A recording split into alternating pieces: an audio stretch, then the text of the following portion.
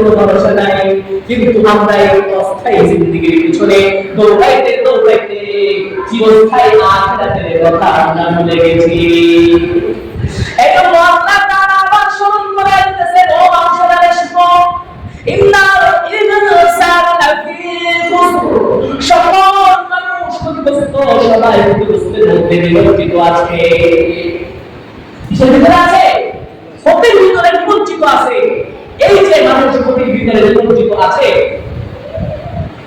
আসলে দেখেন দুনিয়ার মধ্যে তারাই হচ্ছে বুদ্ধিমান, যারা এই দুনিয়াকে ক্ষণস্থায়ী জীবন হিসেবে গ্রহণ করেছে এবং শুধু অতটুকুই দুনিয়া তার প্রয়োজন, যতটুকু দুনিয়াও তার ততটুকু, এভাবে যারা চলতেছে তারাই হচ্ছে কি প্রকৃত বুদ্ধিমান।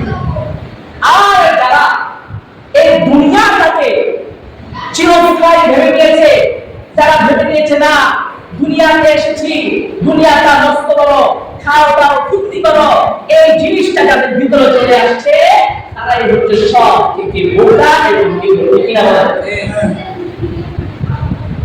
একটা ছোট্ট উদাহরণ দিই,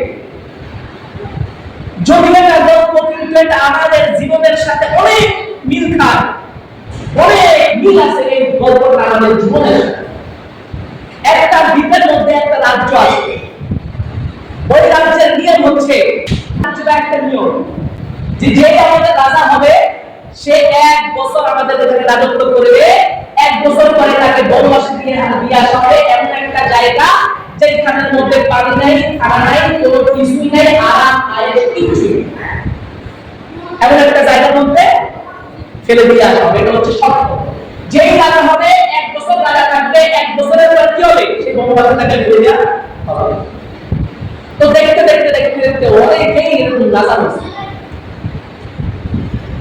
1 বছর মেয়াদ শেষ, যখন শেষ হয়ে যায়, যেই দিন বলে যে রাজা সাহেব আজকে আপনার আজকের 1 বছরের মেয়াদ শেষ হয়ে গেছে, এখন আমাদের যে চুক্তি ছিল সেই চুক্তি অনুযায়ী আপনাকে কি করা হবে, বনবাসে ফেলে দেওয়া হবে এমন একটা স্থান যেখানে পানি নাই, খানা নাই, মানুষ নাই, জীব জন্তু কোনো কিছুই নাই, সেখানে ফেলে দেওয়া হবে। যখন এই কথা শুনে তখন মাথা চাটকায় হায় হায় হায় হায় হায়। কিন্তু ঘটনাক্রমে দেখতে দেখতে একজন বুদ্ধিমান সে এবার রাজা হয়েছে। তার মেয়াদ কয় বছর? 1 বছর।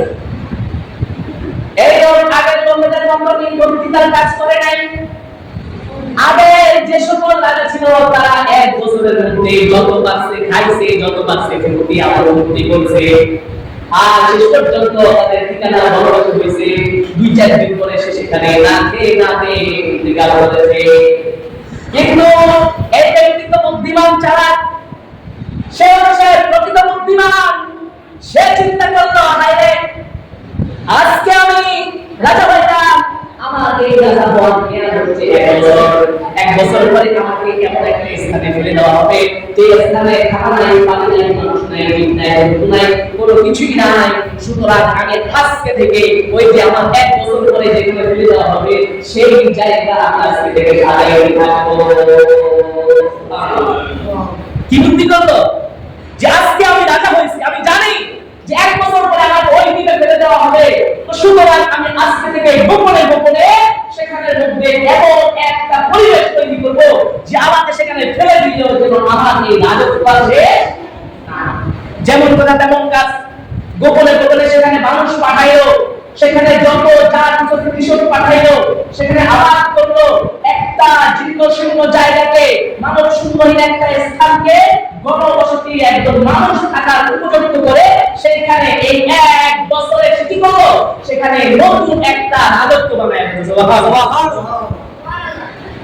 এখন যখন তার আজকে কি হলো, রাজত্বের মেয়াদ শেষ, সবাই ঢোকা রাজা বিদায় আসতেছে যে আজকে এই ঢোকা রাজাকে ফেলে দেওয়া হবে কোথায়, সেই নির্বাচনে দিয়ে আসা হবে। অন্যান্য রাজারা যেরকম ভোট করছে সেও কি করবে, 1 বছর তুমি মজা করছো, এবার মজার সাজা ভোগ করতে। তার কাছে আসতো দরবারের মধ্যে বলতেছে যে রাজা সাহেব আপনার তো সময় শেষ। তো বলতেছে এই সময়ের জন্য আমি অপেক্ষা করতেছি, কবে আমার সময় শেষ হয়ে যাবে। এখন সবাই বলতেছে কি বোকা নাকি, কি নির্মম নাকি, একে জানে না যে 1 বছর পরে কি হবে, ভালো হবে, তাকে কোথায় পালায় দেওয়া হবে, কোথায় নির্বাসনে দেওয়া হবে সেটা জানে না। বলে যে হ্যাঁ জানি, তোমরা আমাকে কোথায় ফেলে দিবে সেটা আমি জানি, তবে আমার একটা শর্ত হলো আমাকে যেখানে ফেলে দিয়ে আসবা সেখানে তোমরা এই রাজ্যের সবাইকে আমাকে দিয়ে আসবে, এটা হচ্ছে আমার শেষ ইচ্ছা। তো বলতেছে না ঠিক আছে, তোমার ইচ্ছা পূরণ করা হবে, আমরাও দেখতে চাই যে তুমি সেখানে গিয়ে কিভাবে শাস্তি ভোগ করবে। কিন্তু কেউ তো জানে না, সে তো নির্বোধের কাজ করে না, সে তো জানে এই 1 বছরের রাজত্ব তার অবস্থায় জিন্দেগি, আসল জিন্দেগি তো তার সেখানে কাটাইতে হবে। এজন্য সে আস্তে আস্তে আস্তে আস্তে সেখানে একটা সুন্দর রাজত্ব তৈরি করে ফেলেছে। যখন রাজ্যের সবাই তাকে নামায় দিয়ে আসবে, দেখে যে তার জন্য সুন্দর সামন্ত ঘোড়া লস্কর সবকিছু তৈরি, লাল গালিচা বিছানো, ফুলের এক কোরা নিয়ে তার জন্য তাকে সম্বর্ধনা জানানোর জন্য সবাই অপেক্ষা করতেছে। নামার সাথে সাথে সবাই স্লোগান দিতেছে আল্লাহ সাল্লাহ মারহাবা মারহাবা, আল্লাহু আকবার। এই পরিস্থিতি সবাই যখন দেখলো, দেখার পরে সবার মাথার টলক পড়ে গেল, বলে হাই হাই হাই হাই, কি বলিল এই রাজা কেমনে এত কিছু করলো, তুমি কেমনে কাজ করলা? এই মানুষেরা শোনো, আমি তোমাদের পূর্ববর্তী রাজাদের মতো গর্ধব, আমার ব্রেন আছে, বুদ্ধি আছে, আল্লাহ তাআলা আমাকে একটা বিবেক দিয়েছে। আমি জানি আমার এই 1 বছরের রাজত্ব হচ্ছে ক্ষমতায় জিন্দেগি। এই 1 বছরের রাজত্বের পর আমাকে এমন এক জায়গায় যাইতে হবে যেখানে আমার জীবনের শেষ পর্যন্ত কাটাইতে হবে। সুতরাং আমি এই 1 বছরের জিন্দেগিতে সুখ শান্তি করি নাই, 1 বছর জিন্দেগির সকল সুখ শান্তি ত্যাগ করে জীবনের শেষ পর্যন্ত যেখানে থাকবো সেখানে আমি সুখের রাজত্ব ত্যাগ করে ফেলেছি। আল্লাহু আকবার।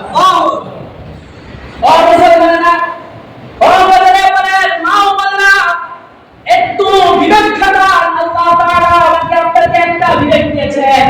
এই যে ওই গাছার মতো আমরাও যদি বোকামি করি, আমরাও যদি 1 বছরে আমাদের ত্রুটি করে যায়, হায়াত জিন্দেগিটাকে শেষ করে দেই, ক্ষমতায় জিন্দেগি, তাহলে রাজাদের পূর্ববর্তী রাজাদের মতো সেখানে গিয়ে আমাদেরকে দুঃখ কষ্ট ভোগ করতে হবে। আর যদি আমরা ওই রাজার মতো এই অবস্থায় জিন্দেগিটাকে আল্লাহ তাআলার ইবাদত বন্দেগীর ভিতরে কাটায় দেই, আমরা যদি আমাদের এই ক্ষমতায় জিন্দেগিটা আল্লাহর গোলামির মধ্যে কাটায় দেই, আল্লাহ আমাদের জন্য চিরস্থায়ী যে স্থান রেখেছে সেই স্থানের জন্য যদি আমরা আমাদের পুঁজি আস্তে আস্তে পাঠাইতে থাকি, তাহলে মরতে দেরি হবে, সুখের ঠিকানায় বসতে আমাদের দেরি হবে না। এজন্য আমার বন্ধুগণ, আমাদের উচিত এই অস্থায়ী জিন্দেগি সুখ শান্তিকে ত্যাগ করে আল্লাহ তাআলা যে স্থায়ী জিন্দেগি আখিরাত আমাদের জন্য রেখেছেন, ওই আখিরাতের প্রস্তুতি নেওয়া, আখিরাতের জন্য সামারা কাটানো, এটা দরকার আছে না?